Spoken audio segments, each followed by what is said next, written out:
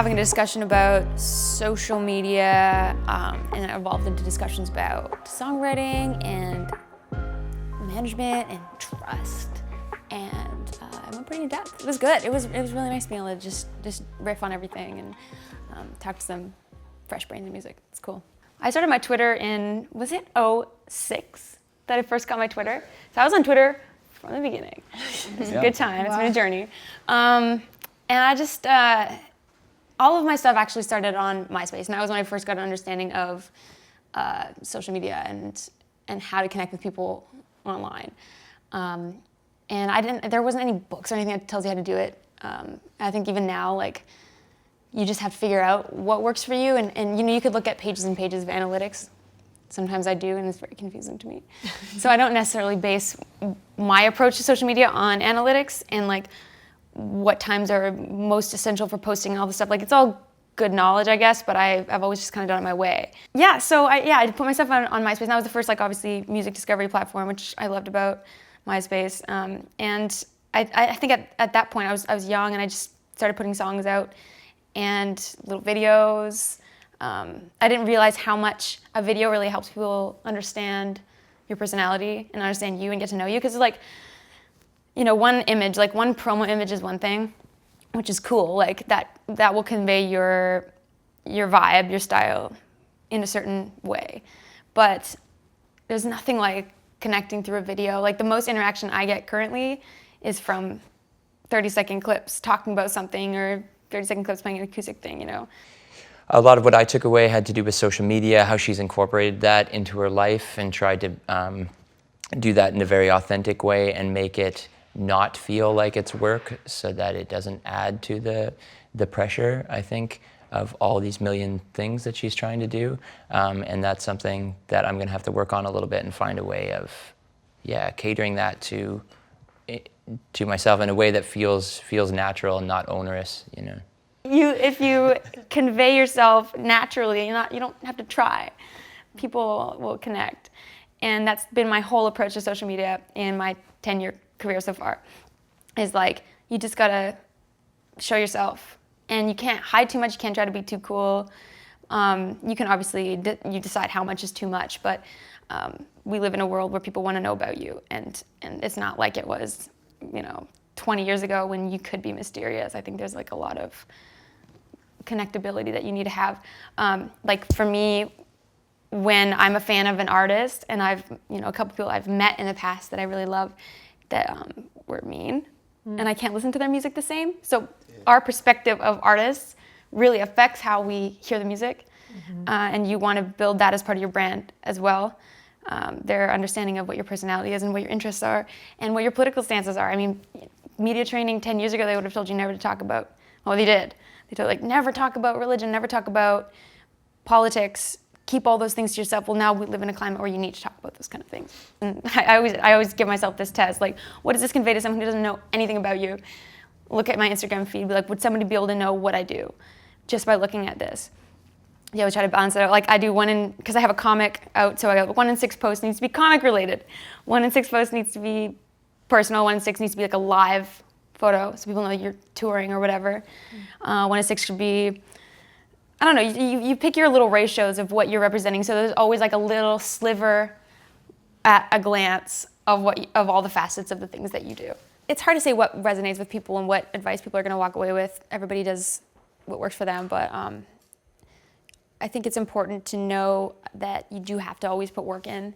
You have to earn every little bit of listenership and fanship that you get. And just have fun with it. I think that's one thing that took me maybe too long to learn. It is a job, but it is part of your life. And that's with, you know, with music, it's like, you don't get to work a 9 to 5. This is like all the time, so you better enjoy it. But balancing creative, I mean, that's the other thing, is you just have to learn to manage time, like, especially with this last project that I was working on. It was working on a record, drawing and writing a comic, and that took so much time.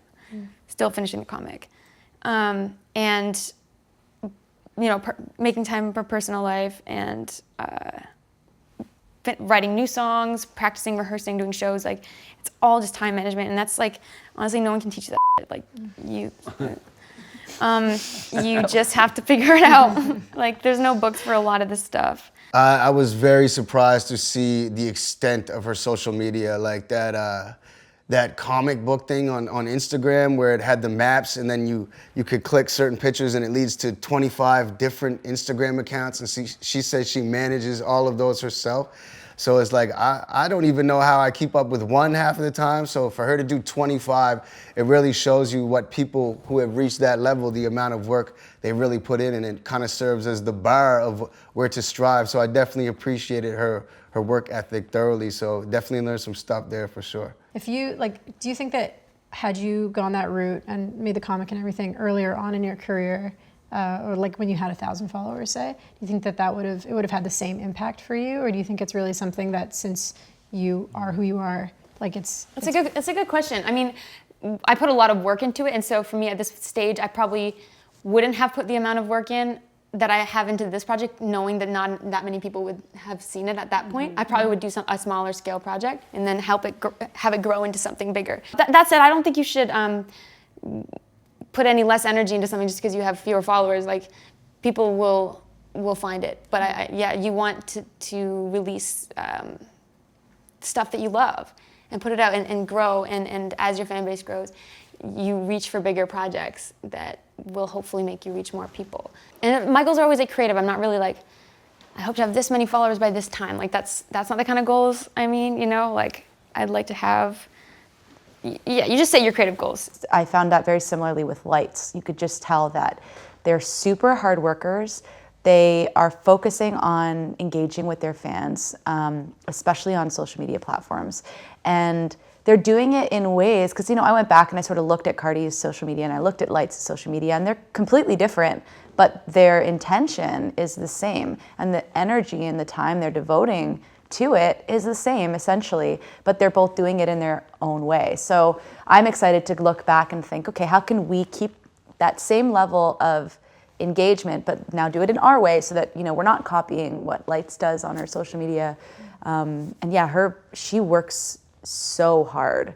And again, so in control of her own career. Music is one of those worlds that, like, all the fans want to get into it. And same with comics, like, all the fans want to be it, so showing your path is like something people really appreciate. And then watch people kick off their own stuff, you know? Yeah. It's really cool.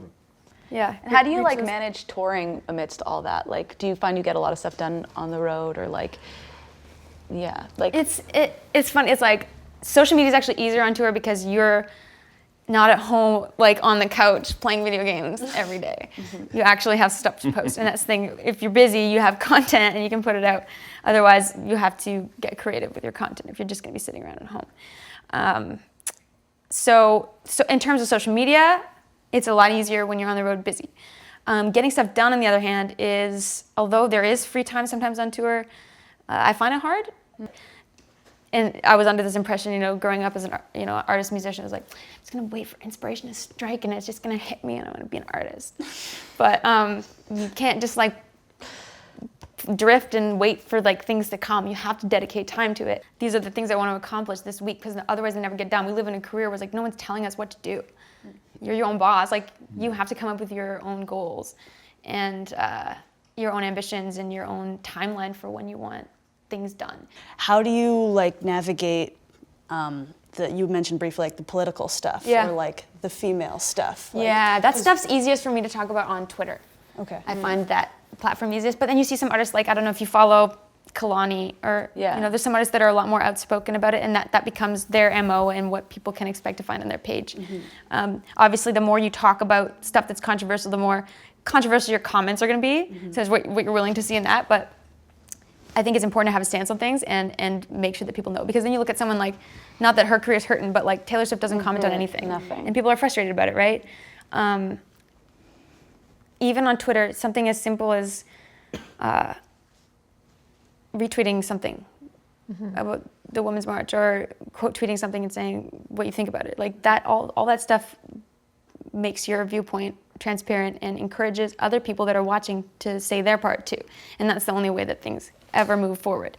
And I think that's what I've loved about how outspoken everybody is now, is like, that's how change happens, is when people feel like they're empowered to talk about things. It's cliche, but people talking about stuff is still people talking about stuff. Yeah. To strike a conversation in somebody is actually very valuable, whether or not it's what you wanted to see. It's still a conversation, you know. And when you're hype, that's when people say negative too. So that means you're doing well. Yeah. With a lot of these bands that you look up to, they're like a benchmark for, you know, where you want to be at the next level, essentially. But in your, you know, what you see of them in their social media and all these things, you see their triumphs always. You don't see the process in a lot of that. And so it's very, you know, it's kind of hard to see yourself in their shoes sometimes, because you're just like, oh, they're getting all these opportunities. It's all just coming and flowing to them, but they're grinding in the same way. They're missing on tours and like constantly pitching for these opportunities as well. And to me, that's not, you know, it's not like it's some kind of crazy secret or something, but it's just like really reassuring to hear that from somebody. I was going to ask you that too, like you've got a team around you. How involved are you in some of the business things at this point, or you just trust them? There's a lot of that. There's a lot of, another thing I've learned over the years is you have to find people that you have to find people that you trust, and you have to put your trust in them and let them do their job. There's been times in the past where I've been a control freak and want to know about everything. You tell me what's going on. I want to be part of every decision. And that only works for so long. You can drive yourself crazy. Yeah.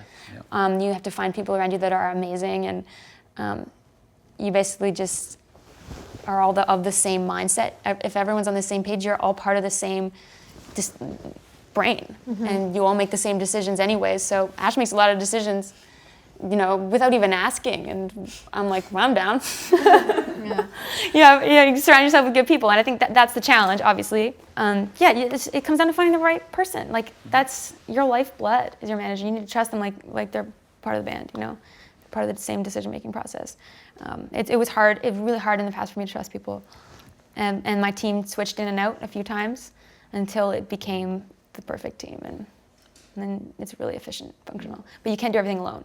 That's one of my big pieces of advice. Don't try to do it all alone, because you can't.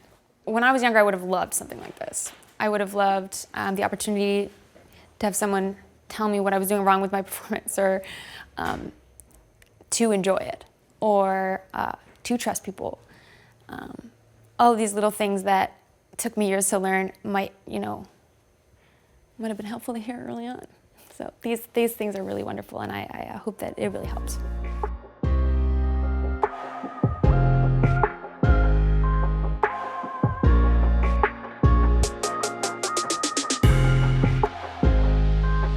I will say, don't do those stupid, I mean, they're not bad, but the like 8-9 panel posts.